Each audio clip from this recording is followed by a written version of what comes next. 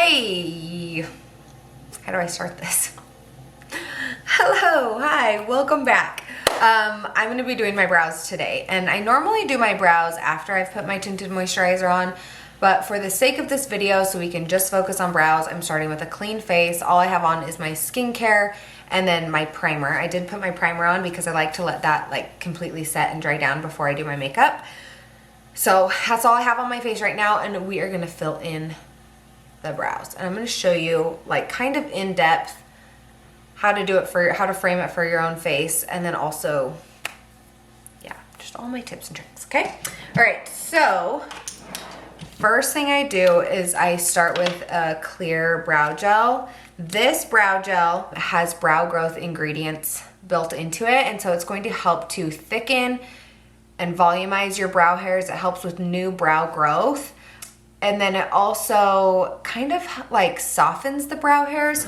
So if we get up close, you can see how like malleable they are. Like they'll stick straight up. My brows never used to do that until I started using this. And so now I don't have to get them laminated. I actually don't like laminated brows, at least not on myself. And so I just really like this because it allows me to really control how I'm placing my brows without having to laminate them. So I really work the product into it, and this is one of the reasons why I like to do it with minimal makeup on my face, because I can really get in there and position the brows to how I want them to be. So I like to first put them straight up. I don't leave them like this. I know it's like kind of trendy to do that right now. I personally don't, but after I've got the brow gel all coated in my brows, I take some tweezers and I just use the flat end and press them down so they're kind of flatter to my skin. The brow hair is flat to my skin, so it's not like puffing forward off my face.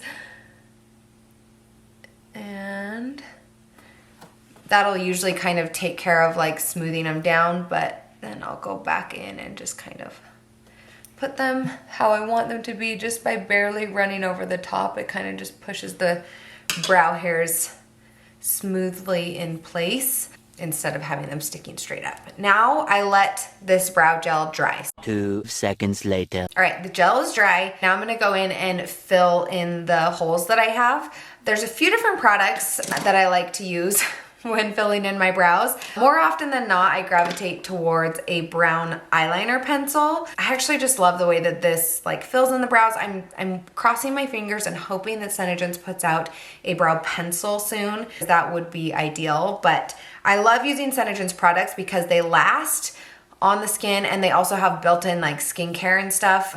The biggest reason is the longevity and the waterproof, transfer-proofness of it. So I'm willing to make a few adjustments and use a product that's not necessarily meant for brows but works for brows in order to have it last all day. I use the brown pencil liner, and I just fill in like the few kind of holes that I have. So I did get my brows microbladed years ago. It's been almost 3 years since I've had any type of touch up. So I don't really have like a whole lot as far as that goes like going for me. So brows are meant to be sisters, not twins, and mine are definitely sisters. This one you can see kind of arches more. It's a little more rounded, whereas this one has more of a flat like kind of angle to it.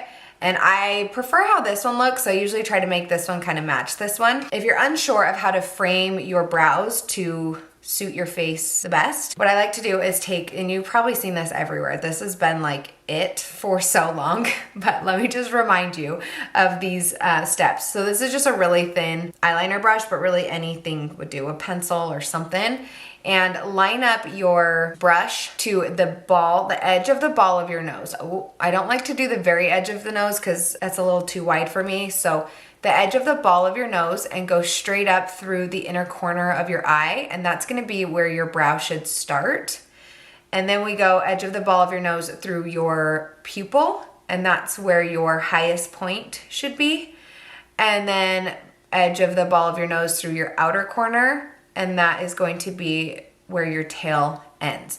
And that kind of 3-step rule works for majority of people, and it'll work for your specific face shape.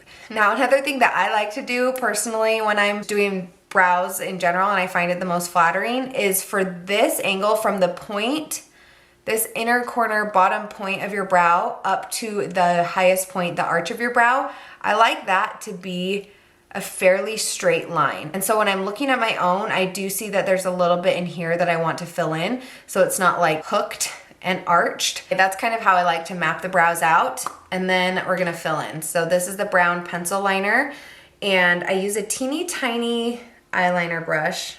Let's see if you can even see how teeny this is. I love this brush because it's so small that it creates hair-like strokes. So I even like using this over like an eyebrow pencil, like an actual eyebrow pencil. This is just my favorite way to do brows. So anyway, I'll grab the product off of the pencil and onto the little brush. And then I usually pinch the brush just to make sure it's like super tight and crisp. And then I start filling in usually at the tail and work my way forward. So I know I have under here that I want to fill in just so that I can get that nice straight line. And I just do these small strokes. So I'm not doing one solid line. I'm doing these smaller strokes to fill in. Then I'll flip my brush so that, I don't know if you can even see, so that the longest point of it is at the bottom. And by doing that, I get the best, most hair-like strokes, and I just kind of start to feather in and fill in this area. And it's easy to get those short strokes when you have that longest point at the bottom, because then you're kind of flicking and it comes off the skin. Does that make sense? It's flicking and coming off of the skin, so it's really easy and natural. I also like to just do a quick little pass underneath here to make sure that that's nice and sharp. And then I like my brow up here. I don't know if you can see, but it kind of just like starts to arch and fall down. I like to create a little more lift up here by adding a few additional hair strokes in this area. I feel like I have a little bit of holes up here, and I just like to give some lift to the brow by adding definition back there on top. And I kind of look at it and just make sure I like how it looks.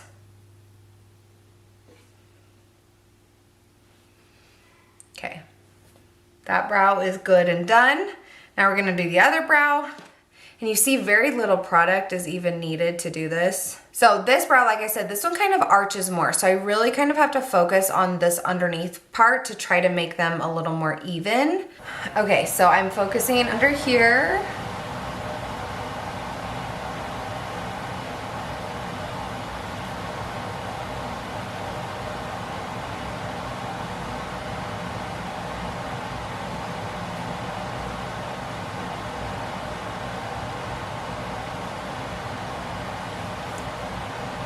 And that makes such a difference. You see how by filling that in, it brings it down a little bit and like sharpens it up and gives it more of that like structured angle versus like a round. Okay, and then I do the same thing to this top part as well. Instead of just having it like kind of waterfall off, I want to give a little more structure and lift up there.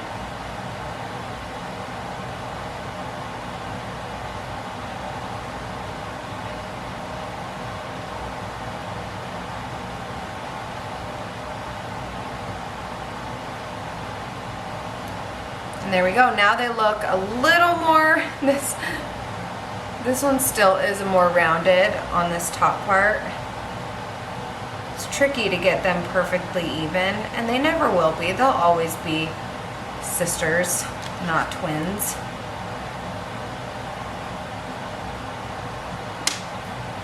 But that is as close as we're gonna get, and that is fine. So last thing I like to do, this is a good tip for those of you that are fake redheads like me, or if you have lighter brows that you want to make darker.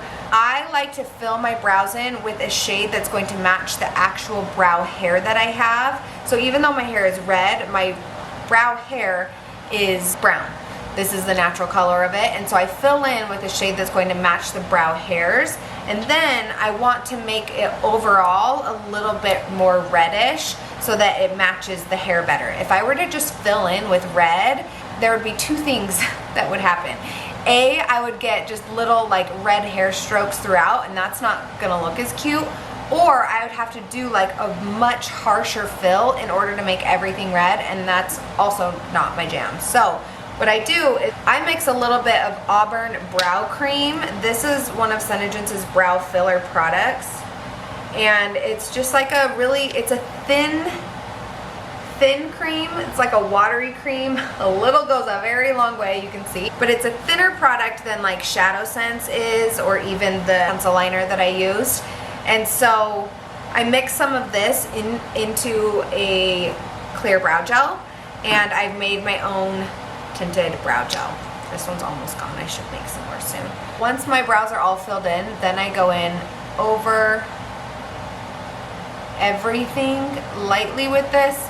And I don't know if you can tell on camera. This one I have used the tinted brow gel on, and this one is not. So it just like slightly reddens everything a little bit and makes it match my hair a little bit more, but it's not like filling in with the red product, so it's not too much. So anyway, you can make your own tinted brow gel with a clear brow gel and then mixing in a brow cream.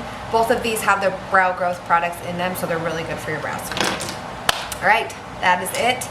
Hopefully that was helpful. Of course, you can fill your brows in with any product that you want. I'll link the ones that I used down below. And let me know if you have any questions, and I'll see you in my next video. Bye.